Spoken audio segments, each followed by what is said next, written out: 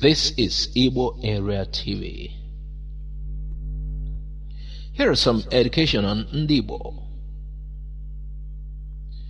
In a White House memo dated Tuesday, January 28, 1969, to President Nixon's former Secretary of State, Henry Kissinger describes the Igbos as the wandering Jews of West Africa, gifted, aggressive, westernized, at best envied and resented, but mostly despised by their neighbors in the Federation.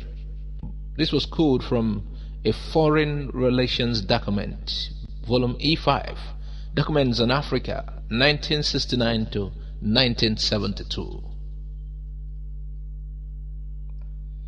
Kissinger's description ably portrays the Christian Igbos and their experiences in Nigeria. Over the years, the Igbos have been the victims of numerous massacres that they have lost count. Most of the violence directed against the Igbos have been state-sponsored. One can say that the Igbos knew how to spell state-sponsored terrorism before the rest of the world did. The state-sponsored terrorism directed against the Igbo in 1966 led to the declaration of the Republic of Biafra by the Igbos and subsequent civil war. Over 2 million Igbos died in the civil war, primarily by starvation. One will not be wrong if they call the Igbo the Tutsis of Nigeria. Today, an Islamic terrorist conglomerate led by the dreaded Boko Haram are still slaughtering Igbos and other Christians in northern Nigeria.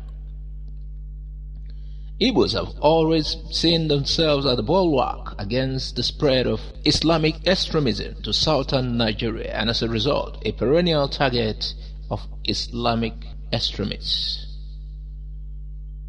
However, the Igbo are one of the largest and most distinctive of all African ethnic groups.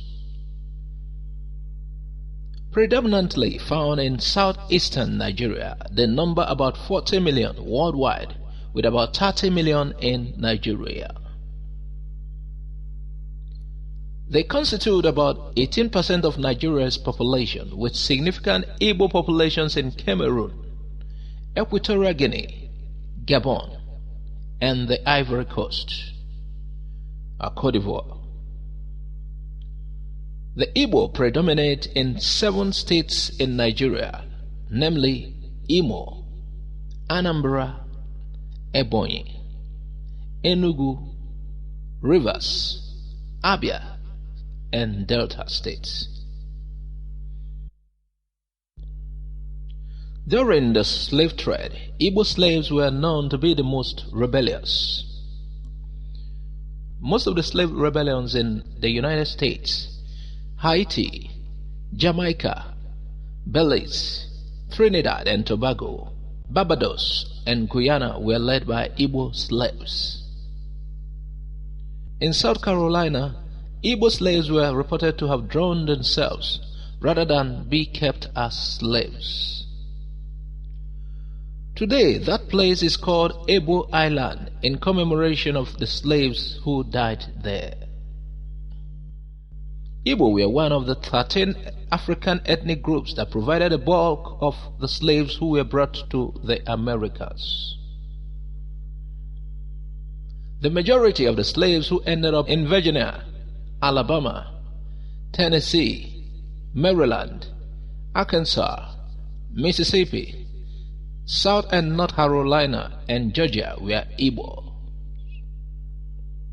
An Igbo museum has been built in Virginia to honor the contribution of Igbo slaves to the state. One of the Igbo slaves who was sent to Liberia by the American Colonization Society, Edward Roy, became the president of Liberia. Another Igbo slave, Elida Equino, wrote the famous Slave Chronicles.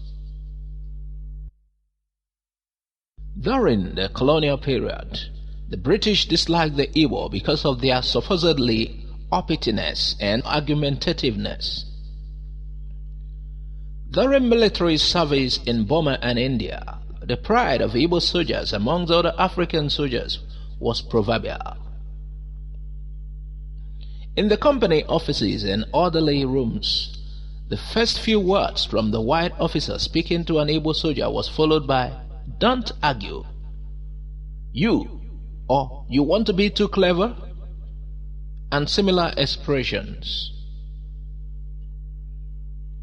Their expressive and aggressive mentality, which they enjoy in their culture at home, does not always allow them to accept false charges or accusations without responding. The late famous writer Langston Hughes observed the Igbo looks proud because he is bred in a free atmosphere where everyone is equal. He hates to depend on anyone for his life's need. He does not mind if others look proud. He has much to be proud of in his land. Nature has provided for him. He is strong and able to walk or fight. He is well formed. He is generally happy in his society where no leader overrides his conscience.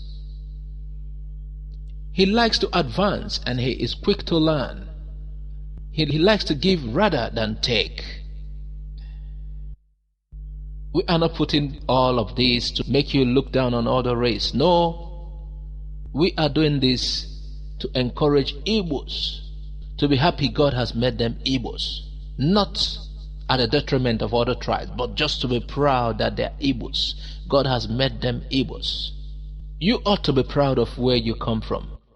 Thanks for listening to Igbo Era TV. Please subscribe to our channel for more updates. God bless you and bye for now.